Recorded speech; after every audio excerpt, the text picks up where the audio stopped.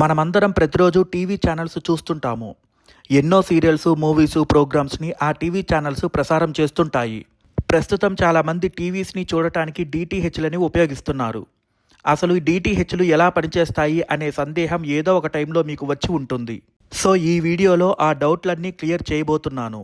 అసలు డీటీహెచ్ అంటే ఏంటి, అవి ఎలా పనిచేస్తాయి, యాంటీనాస్ ఎందుకు పెద్దగా చిన్నగా ఉంటాయి, యాంటీనాస్ ఎందుకు కర్వ్ షేప్లో మాత్రమే ఉంటాయి, మీరు మంత్లీ కట్టే డబ్బులు ఎవరెవరికి వెళ్తాయి, ఒకప్పుడు టీవీ ఛానల్స్ ప్రసారం చేయడానికి ఏం చేసేవారు, ప్రస్తుతం ఏం చేస్తున్నారు, ఫ్యూచర్లో టీవీ ఛానల్స్ ఎలా ప్రసారం చేయబోతున్నారు, ఇలాంటివన్నింటి గురించి ఈ వీడియోలో ఎక్స్ప్లెయిన్ చేయబోతున్నాను.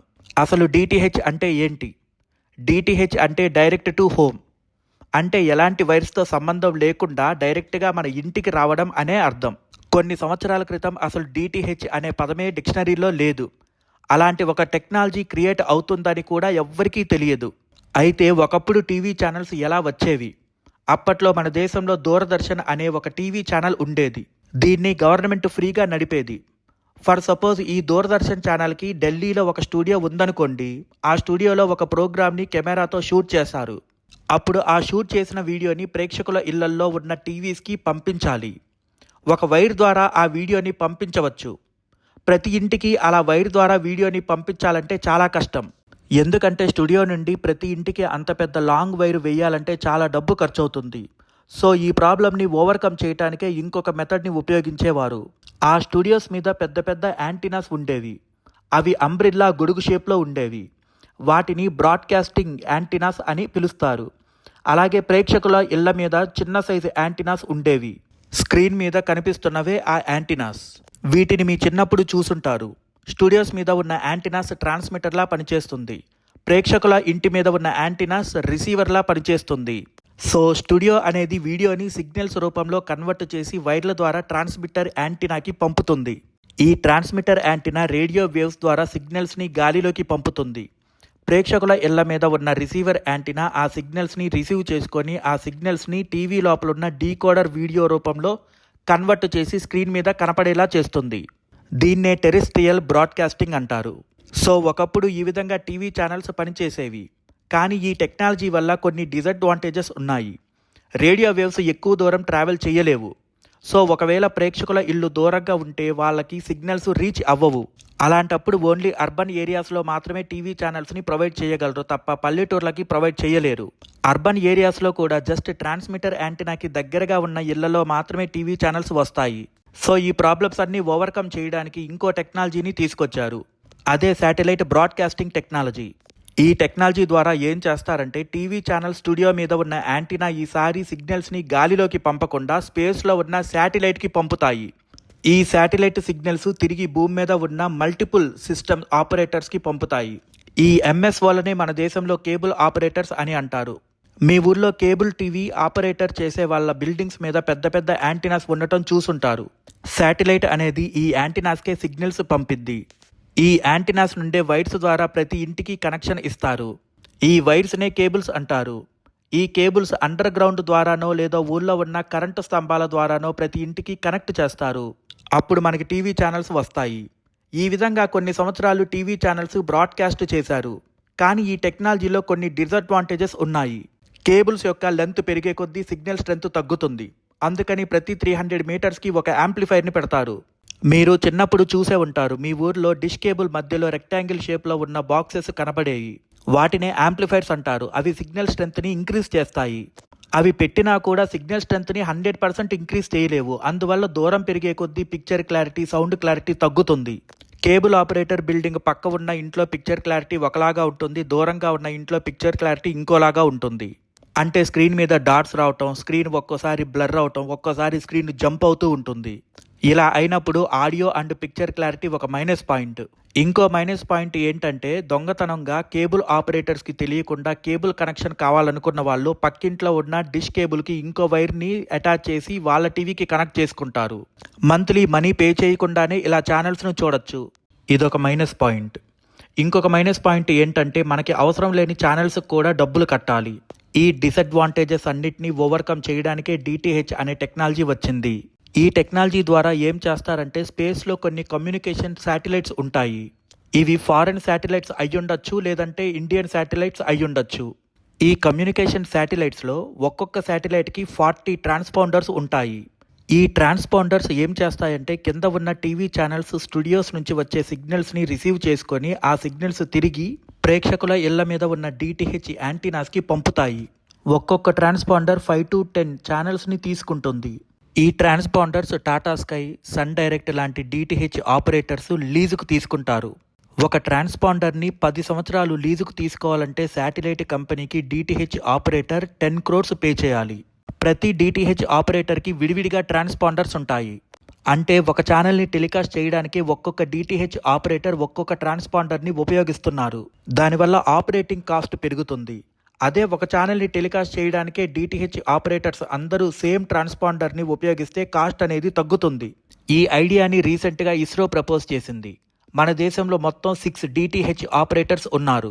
Sun Direct, Tata Sky, Airtel digital TV, Dish TV, Reliance Big TV, DD Free Dish. వీటిలో 5 private DTH operators. DD Free Dish మాత్రం గవర్నమెంట్ది. ఈ డిడి ఫ్రీ డిష్ని గవర్నమెంట్ ఫ్రీగా ప్రజలకు అందిస్తుంది. ఈ డిటిహెచ్ని పెట్టించుకున్న వాళ్ళు అందరూ దూరదర్శన్కి సంబంధించిన అన్ని ఛానల్స్ని ఫ్రీగా చూడొచ్చు. ప్రతి నెల డబ్బు కట్టక్కర్లేదు.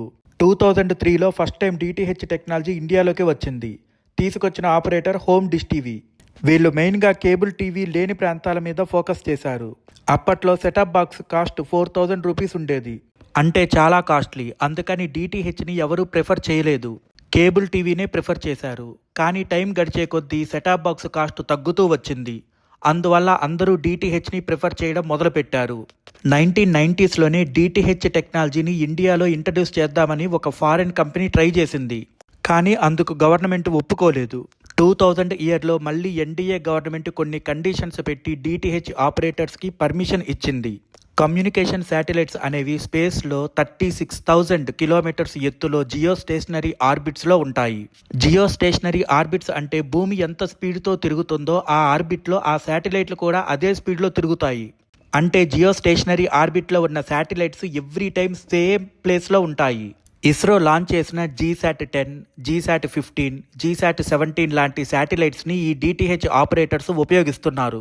ఈ శాటిలైట్స్కున్న ట్రాన్స్పాండర్స్తో మ్యాక్సిమం దూరదర్శన్ ఛానల్స్ని టెలికాస్ట్ చేస్తారు. ఓన్లీ టాటా స్కై మాత్రమే ప్రస్తుతం ఇస్రో శాటిలైట్స్ని ఉపయోగించుకుంటుంది. మిగతా డిటిహెచ్ ఆపరేటర్స్ ఫారెన్ శాటిలైట్స్ని ఉపయోగించుకుంటున్నారు. ఇప్పుడిప్పుడే మన డిటిహెచ్ ఆపరేటర్స్ ఇండియన్ శాటిలైట్స్ని ఉపయోగించడం మొదలు పెడుతున్నారు. ఏ డిటిహెచ్ ఆపరేటర్ ఏ శాటిలైట్స్ని ఉపయోగించుకుంటున్నారో మీరు ఇంటర్నెట్లో సెర్చ్ చేయడం ద్వారా తెలుసుకోవచ్చు. ప్రస్తుతం TRAI కొత్త కండిషన్స్ని పెట్టింది. మినిమం 130 రూపీస్ మంత్లీ పే చేయాలి. ఈ 130 రూపీస్ కేబుల్ ఆపరేటర్స్కి, డిటిహెచ్ ఆపరేటర్స్కి మాత్రమే పోతుంది. మీరు ఎక్స్ట్రాగా కొన్ని టీవీ ఛానల్స్ని కొనుక్కుంటారు. ఆ డబ్బులు మాత్రం డైరెక్ట్గా టీవీ ఛానల్స్కి వెళ్తాయి. ప్రస్తుతం ఉన్న టారిఫ్స్ ప్రకారం డిటిహెచ్ ఆపరేటర్స్ అనేవాళ్ళు కేవలం టీవీ ఛానల్స్ సబ్స్క్రైబర్స్కి మధ్య మీడియేటర్స్లా మాత్రమే పనిచేస్తున్నారు. ఎందుకని కొన్ని యాంటెనాస్ పెద్దగా ఉంటాయి, కొన్ని యాంటెనాస్ చిన్నగా ఉంటాయి. శాటిలైట్స్ నుంచి వచ్చే సిగ్నల్స్ పవర్ఫుల్గా ఉంటాయి. కనుక అలాంటి పవర్ఫుల్ సిగ్నల్స్ రిసీవ్ చేసుకోవడానికి యాంటెనాస్ అనేవి పెద్దవిగా ఉంటాయి. ఒకవేళ యాంటెనాస్ చిన్నవిగా ఉంటే వీక్ సిగ్నల్స్ని రిసీవ్ చేసుకుంటాయి. వీక్ సిగ్నల్స్ వల్ల picture clarity and audio clarity సరిగ్గా ఉండదు. యాంటీనా కరువు షేప్లో ఎందుకు ఉంటుంది అంటే అలా కరువు షేప్లో ఉంటే యాంటీనా మీద పడే ప్రతి సిగ్నల్ ఒక పాయింట్ మీదకి మాత్రమే ఫోకస్ అవుతుంది. డిష్ టీవీ యాంటీనాస్ అన్నీ గమనిస్తే ఒకవైపుకు తిరుగుంటాయి. సన్ డైరెక్ట్ యాంటీనాన్ని చూస్తే ఇంకో వైపుకు తిరుగుంటాయి. అలా ఎందుకంటే ఆ డిటిహెచ్ ఆపరేటర్స్కి చెందిన శాటిలైట్స్ ఏ డైరెక్షన్లో ఉంటే ఆ డైరెక్షన్ వైపుకే యాంటీనాస్ అనేవి ఫేస్ చేసి ఉండాలి. సిగ్నల్స్ని ట్రాన్స్మిట్ చేయడానికి శాటిలైట్స్ని ఎందుకు ఉపయోగిస్తారు? రేడియో వేవ్స్ అనేవి స్ట్రైట్ లైన్లో ట్రావెల్ చేస్తాయి. సో రిసీవింగ్ యాంటీనా అనేది ట్రాన్స్మిటర్ యాంటీనాకి లైన్ ఆఫ్ సైట్లో ఉండాలి. అప్పుడే సిగ్నల్స్ ట్రాన్స్మిట్ అవుతాయి. కానీ ఎర్త్ కరువు షేప్లో ఉంటుంది కనుక వేవ్స్ అనేవి కొంచెం దూరం వెళ్ళాక ఆకాశంలో కలిసిపోతాయి. ఎర్త్ లోపల నుండి రేడియో వేవ్స్ అనేవి ట్రావెల్ చేయలేవు. సో భూమికి మరొక వైపు ఉన్న ఇళ్ళుకి సిగ్నల్స్ రీచ్ అవ్వవు. అందుకే సిగ్నల్స్ ట్రాన్స్మిట్ చేయడానికి శాటిలైట్స్ని ఉపయోగిస్తారు. శాటిలైట్ అనేది ఆకాశంలో ఉంటుంది కనుక మన దేశంలో ఉన్న ప్రతి ఒక్క ఇల్లు శాటిలైట్కి లైన్ ఆఫ్ సైట్లో ఉంటుంది. శాటిలైట్ ఈజీగా సిగ్నల్స్ని ట్రాన్స్మిట్ చేయగలదు. ఒకప్పుడు కేబుల్ నెట్వర్క్ ద్వారా సిగ్నల్స్ని బ్రాడ్కాస్ట్ చేసేవాళ్ళు. ప్రస్తుతం డిటిహెచ్ నెట్వర్క్ ద్వారా టీవీ ఛానల్స్ని బ్రాడ్కాస్ట్ చేస్తున్నారు. ఫ్యూచర్లో IPTV టెక్నాలజీ ద్వారా మనం టీవీ ఛానల్స్ని చూస్తాము. ఐపీటీవీ అంటే ఇంటర్నెట్ ప్రోటోకాల్ టెలివిజన్. అంటే శాటిలైట్తో పని లేకుండా టీవీ ఛానల్స్ని ఇంటర్నెట్ ద్వారా ప్రసారం చేస్తారు.